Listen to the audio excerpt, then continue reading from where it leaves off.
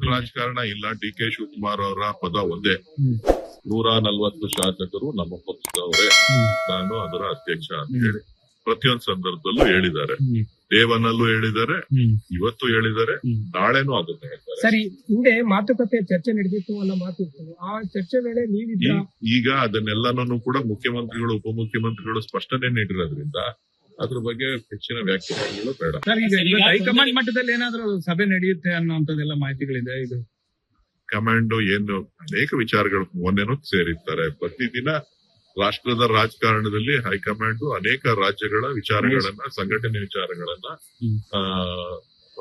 ಆಗುಹೋಗುಗಳನ್ನ, ಜೊತೆಗೆ ಲೋಕಸಭಾ ಅಧಿವೇಶನ ಸೋಮವಾರದಿಂದ ಪ್ರಾರಂಭ ಆಗ್ತಾ ಇರೋದ್ರಿಂದ ಅದರಲ್ಲಿ ಯಾವ ರೀತಿ ಸರ್ಕಾರದ ಅನೇಕ ವಿಚಾರಗಳೇನಿದೆ, ವೈಫಲ್ಯಗಳೇನಿದೆ ಅದನ್ನ ಪ್ರಸ್ತಾಪ ಮಾಡ್ಬೇಕಾದ್ರೆ ಅನೇಕ ಬಾರಿ ಭೇಟಿ ಮಾಡ್ಬೇಕಾಗತ್ತೆ, ಚರ್ಚೆ ಮಾಡ್ಬೇಕಾಗತ್ತೆ. ಅದಕ್ಕೆ ಹೋರಾಟದ ಸಿದ್ಧತೆಯನ್ನ ಲೋಕಸಭೆಯಲ್ಲಿ ಯಾವ ವಿಚಾರಗಳನ್ನ ಪ್ರಸ್ತಾಪ ಮಾಡ್ಬೇಕು ಅನ್ನೋದನ್ನ ಕೂಡ ತಿಳಿಸ್ಬೇಕಾಗತ್ತೆ.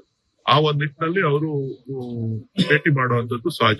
ಸರ್, ಈಗ ಬ್ರೇಕ್ಫಾಸ್ಟ್ ಮೀಟಿಂಗ್ ಅನ್ನೋದು ಕದನ ವಿರಾಮನ? ಯಾಕಂದ್ರೆ ಸೆಷನ್ ಆಗೋವರೆಗೂ ಕೂಡ ನಾವು ಒಗ್ಗಟ್ಟಾಗಿ ಹೋಗ್ತೀವಿ, ವಿರೋಧ ಪಕ್ಷಗಳನ್ನ ಎದುರಿಸ್ತೀವಿ ಅಂತ ಸಿಎಂ ಹೇಳ್ತಿದ್ದಾರೆ.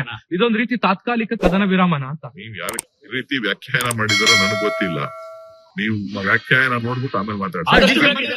ಲೇಟೆಸ್ಟ್ ಹಾಗೂ ಇಂಟ್ರೆಸ್ಟಿಂಗ್ ಸುದ್ದಿಗಳಿಗಾಗಿ ಬಾಸ್ ಟಿವಿ ಕನ್ನಡ ಚಾನೆಲ್ನ ಸಬ್ಸ್ಕ್ರೈಬ್ ಮಾಡಿ. ಹಾಗೆಯೇ ಬೆಲ್ ಐಕಾನ್ ಪ್ರೆಸ್ ಮಾಡಿ. ಇದರ ಜೊತೆಗೆ ಫೇಸ್ಬುಕ್, ಇನ್ಸ್ಟಾಗ್ರಾಮ್, ಎಕ್ಸ್ ನಲ್ಲೂ ಮಿಸ್ ಮಾಡದೆ ಫಾಲೋ ಮಾಡಿ.